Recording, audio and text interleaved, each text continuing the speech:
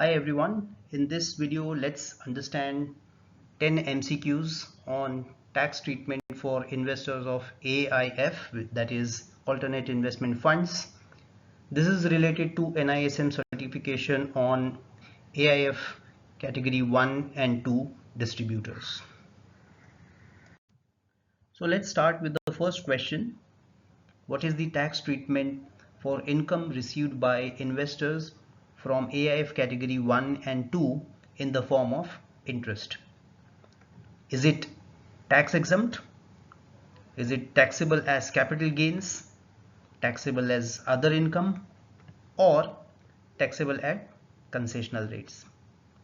The correct answer here is option C, taxable as other income. Because interest income, when it is received by investors from AIF, it is treated as income from other sources and taxable in the hands of the investors. Let's move to the next question.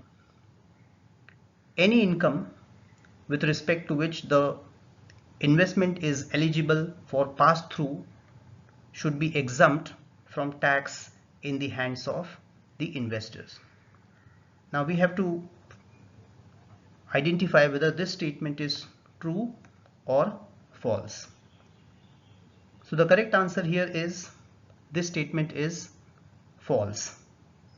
Why it is false? Because it is actually exempt in the hands of the investment fund, because investment fund is the pass-through entity and therefore it is exempt in the hands of the investment fund and not the investors.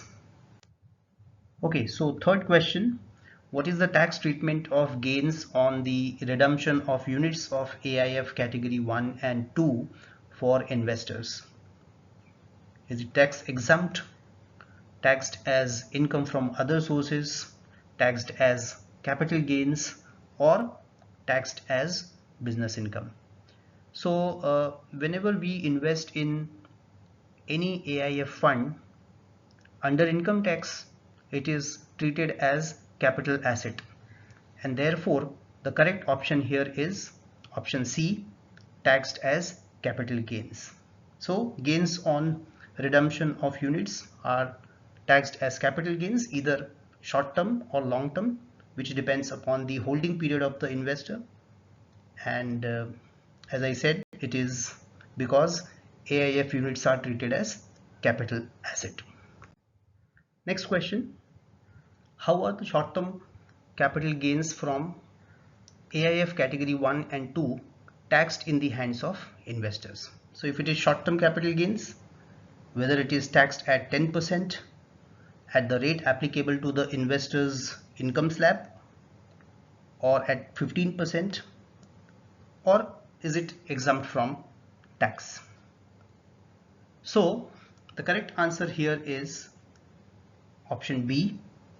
Short-term capital gains are taxed at the applicable slab rates for the investors. Okay, next question. What is the tax rate for long-term capital gains on equity-oriented investments made through AIF category 1 and 2? Is it 10%, 15%, 20%, or exempt from tax? Now it is to be noted that the income is taxable in the hands of investors of AIF in the same manner as if such investment is made directly by the investor. So if the investor is directly making investments in equity, whatever tax liability he has, it is same for equity oriented AIF investments as well, right? So the correct answer here is 10%. Long-term capital gains on equity is 10% beyond 1 lakh rupees. So therefore here also we have the same thing. It will be taxed at 10% for any income exceeding 1 lakh. Okay, so question number 6. What is the tax implication for investors in AIF category 1 and 2 when the fund realizes long-term capital gains from debt-oriented investments. So we have four options again: taxed at 20% with indexation, taxed at 10% without indexation, taxed at 30%, or exempt from tax. So here we are talking about debt oriented investments. So again, what is the tax treatment for debt instruments? So here the correct answer is A, which is taxed at 20% with indexation benefit. Okay, so long-term capital gain from debt-oriented investments by AIF are taxed at 20% with the benefit of indexation. Moving to the next question, what is the withholding tax rate on distributions made to non-resident investors by AIF category 1 and 2? Is it 10%, 15%, 20%, or 30%? So correct answer here is option C, which is 20%. Withholding tax of 20% is applicable on distributions made to non-resident investors, while for investors who are resident, they will be taxed at 10%.